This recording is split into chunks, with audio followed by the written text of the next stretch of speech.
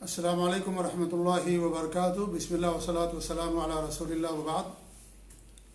आज लेन देन से मुताल्लिक़ एक अहम सवाल है और वो सवाल ये है कि प्राइवेट बैंकिंग वाले सर्विस के नाम पर कुछ मज़ीद चार्ज लेते हैं, तो शरीयत में इसका क्या हुक्म है। इस सवाल की तफसील पहले आप लोग जान लीजिए। तफसील सवाल की ये है कि ये मसला दरअसल देहात में ज़्यादा पेश आता है कि देहात में एक तो एटीएम कम होता है और दूर दूर होता है, और साथ ही साथ आम तौर से वो एटीएम बंद भी रहता है, उसमें पैसा भी नहीं रहता। और देहात के जो लोग होते हैं चूँकि ज़्यादा पढ़े लिखे नहीं होते, इसलिए उन्हें यूज़ करना भी नहीं आता।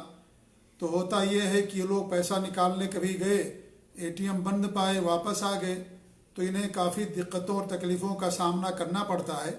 तो कुछ लोगों ने जो बैंक हैं उन बैंकों से मिल कर के ये सर्विस शुरू किया है कि उनकी आईडी ले करके, और इस तरीके से जो बैंक कस्टमर है वो कस्टमर वाले क्या करते हैं, वो जा कर के जो सर्विस जिन्होंने शुरू किया है उनको फिंगरप्रिंट देते हैं और उनको जितना पैसा चाहिए होता है उतना पैसा ये लोग उनके अकाउंट से निकलवा करके अपने अकाउंट में डलवा लेते हैं। इसके लिए वो बाकायदा फिंगरप्रिंट लेते हैं और वो बैंक इनके अकाउंट में उतना पैसा ट्रांसफ़र कर देता है। इनका बैंकों से इस तरीके से मुफाहमत रहती है और इस तरीके से उनकी बातचीत रहती है। तो ये लोग जब पैसा अपने अकाउंट में ट्रांसफ़र करवाते हैं तो ऐसी सूरत में फिंगरप्रिंट लेते हैं, उसके लिए नेट की ज़रूरत होती है, लाइट की ज़रूरत होती है। ये लोग पैसा निकालने जाते हैं एटीएम में और निकाल करके लेकर के आते हैं, फिर गांव देहात के आसपास चौराहे पर या कहीं पर इनकी ऑफिसें होती हैं, तो ऐसी सूरत में वो लोग उन लोगों को उनका पैसा देते हैं। तो ऐसी सूरत में मज़ीद कुछ चार्ज लेते हैं। बैंक उन्हें जो कुछ कीमत देती है बहुत मामूली रकम होती है उनके बकौल कि 1000 रुपये में वो सिर्फ 1.5 रुपया एक ट्रांजैक्शन पर देते हैं। तो ये लोग हर ट्रांजैक्शन पर 10 रुपया या इस तरीके से कम बेश ये लोग लोगों से लेते हैं।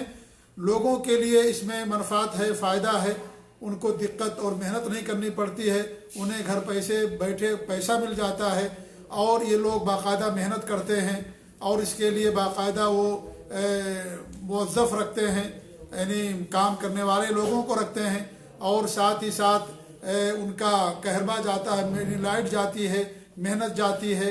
तो ऐसी सूरत में ये लोग कुछ मज़ीद पैसा लेते हैं। तो शरीयत के अंदर इसका क्या हुक्म है। मैंने सवाल ज़रा कदरे तफसील से पेश कर दिया ताकि आप लोगों के सामने सवाल की शक्ल वाज़ेह हो जाए कि असल सवाल क्या है।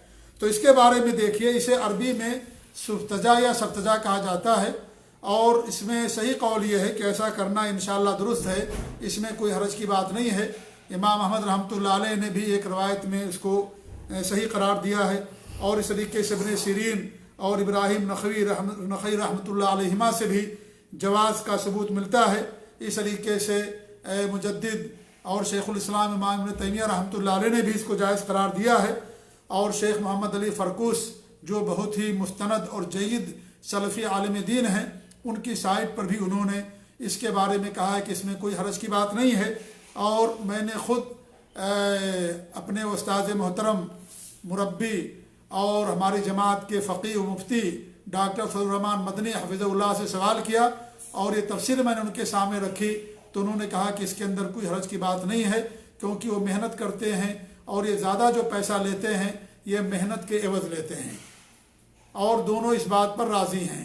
और शेख ने तो यहाँ तक कहा कि हमारे पास अकाउंट ये चेक होता है, तो मैं कभी मंसूरा के लोगों को देता हूँ तो उनका आना जाना खर्च होता है, रिक्शा किराया लगता है 20-25 रुपये, तो ये उनको हम दे देते हैं।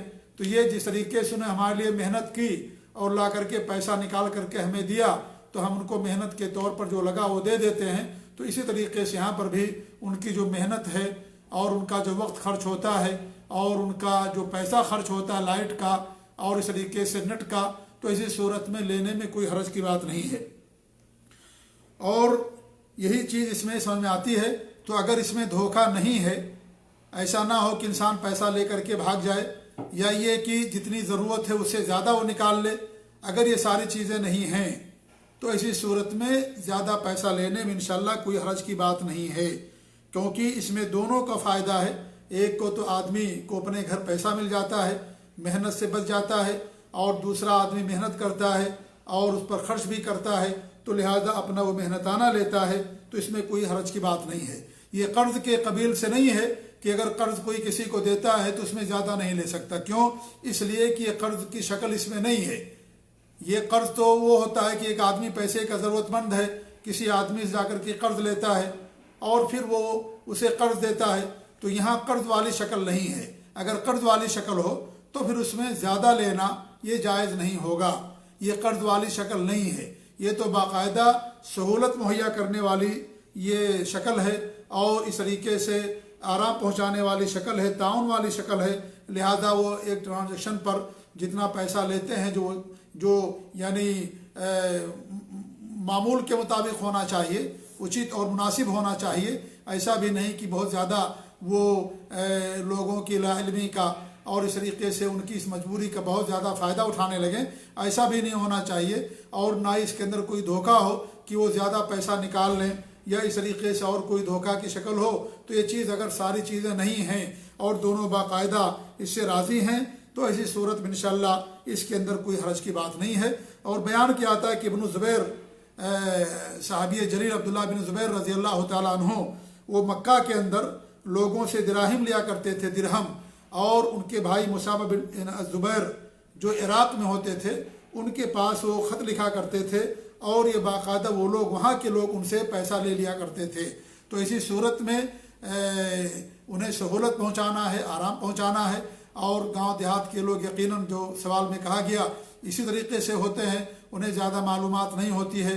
और जो गांव देहात के आसपास चौराहों पर जो ATM भी होते हैं आमतौर से बंद रहते हैं, उनके अंदर पैसा नहीं रहता है और उन्हें चलाना भी नहीं आता है। लिहाजा इन तमाम ज़रूरियात और तमाम चीज़ों को सामने रखते हुए इसके अंदर जो सही बात है वो ये है कि इंशाअल्लाह इसके अंदर कोई हरज की बात नहीं है, और ये चीज़ इंशाअल्लाह जायज़ है। अल्लाह रब्बुल आमीन हम सबको हलाल रोज़ी अता फरमाए, और हराम कारोबार से अल्लाह रब्बुल आमीन हम सबको महफूज रखे। आमीन। व जज़ाकुमुल्लाह खैर। वस्सलामु अलैकुम व रहमतुल्लाहि व बरकातुहू।